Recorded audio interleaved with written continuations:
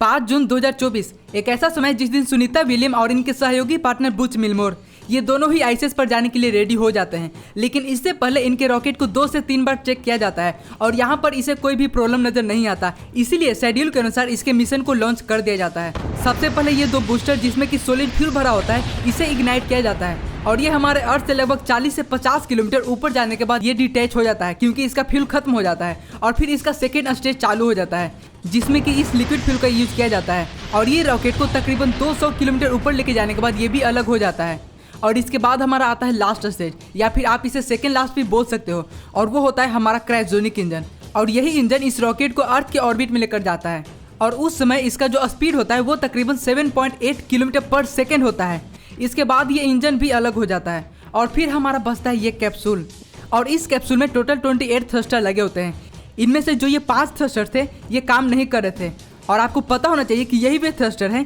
जिनके वजह से कैप्सूल को डायरेक्शन दिया जाता है और ये आईएसएस से जुड़ पाते हैं। लेकिन जो कि इसका 5 थ्रस्टर काम नहीं कर रहा था इसलिए ये आईएसएस से नहीं जुड़ पा रहा था क्योंकि ये सारा प्रोसेस ऑटोमेटिक भी होता है और ये तकरीबन 28,000 किलोमीटर पर आवर के स्पीड से एक छोटा सा भी प्रॉब्लम आपको हमेशा के लिए स्पेस में गुमराह भी कर सकता है। इसलिए सुनीता विलियम और बुच मिलमोर ये दोनों ही इसे मैनुअल डॉकिंग करने के लिए डिसीजन लेते हैं और इसमें इन्हें तकरीबन 24 घंटे का समय लग जाता है और 2 घंटे एक्स्ट्रा लगता है इसके प्रेशर को मेंटेन करने में क्योंकि आप बिना प्रेशर मेंटेन किए हुए आईएसएस में जा ही नहीं सकते वरना आपको बहुत से प्रॉब्लम देखने को मिल सकता है। और फाइनली एक समय ऐसा भी आता है जिसमें सुनीता विलियम और बुच मिलमोर ये दोनों आईएसएस में सेफली लैंड कर जाते हैं। लेकिन अभी भी प्रॉब्लम खत्म नहीं होता है क्योंकि इन दोनों का मिशन यहाँ बस 8 दिनों के लिए था। लेकिन इन सभी प्रॉब्लम के कारण इन्हें अर्थ पर लौटने में काफ़ी ज़्यादा समय डिले भी हो रहा था और तभी आईएसएस से एक कैप्सूल रेडी होता है अर्थ पर वापस आने के लिए और ये तकरीबन क्रू 8 मिशन का हिस्सा होता है। और ऐसा नहीं कि इसमें सुनीता विलियम और बुच मिलमोर आ सकते हैं क्योंकि ये कोई नॉर्मल कार नहीं है जिसमें 4 की जगह पर 5 या फिर 6 बैठ जाए।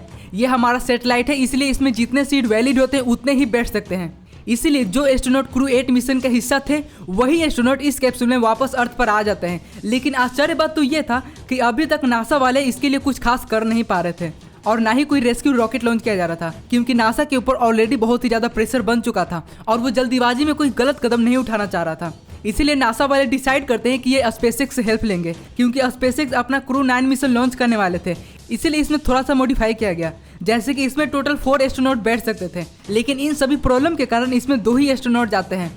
और ऊपर जाने के बाद 4 एस्ट्रोनॉट आते हैं। दरअसल ये जो 2 एस्ट्रोनॉट आईएसएस में जाते हैं ये दोनों वहीं रुक जाते हैं और वहाँ पर जो पहले के 4 एस्ट्रोनॉट थे जिसमें सुनीता विलियम और हमारे बुच मिलमोर ये दोनों ही शामिल थे ये दोनों हमारे अर्थ पर वापस लौटने के लिए फाइनली रेडी हो जाते हैं। और आते समय इस कैप्सूल के ऊपरी हिस्से को सबसे पहले डिटैच किया जाता है क्योंकि इसमें सिर्फ सोलर पैनल और इसमें फिल्टर लगा होता है और बचा हुआ हिस्सा ये काफ़ी ज़्यादा स्ट्रॉन्ग होता है क्योंकि इसे फ्रिक्शन से जनरेट होने वाली हीट को झेलना पड़ता है जिसका टेम्परेचर तकरीबन 2000 डिग्री सेल्सियस हो जाता है। और ये हमारे अर्थ के सरफेस से लगभग 2.5 किलोमीटर ऊपर इसके 2 पैराशूट को खोला जाता है और ये इसलिए खोला जाता है ताकि ये स्पीड को स्लो कर सके। और धीरे धीरे जब ये हमारे अर्थ के 800 मीटर करीब आ जाते हैं तब इसके दोनों और पैराशूट को खोला जाता है जिससे कि इसका स्पीड और भी ज़्यादा स्लो हो सके और ये सेफली हमारे अर्थ पर लैंड कर सके।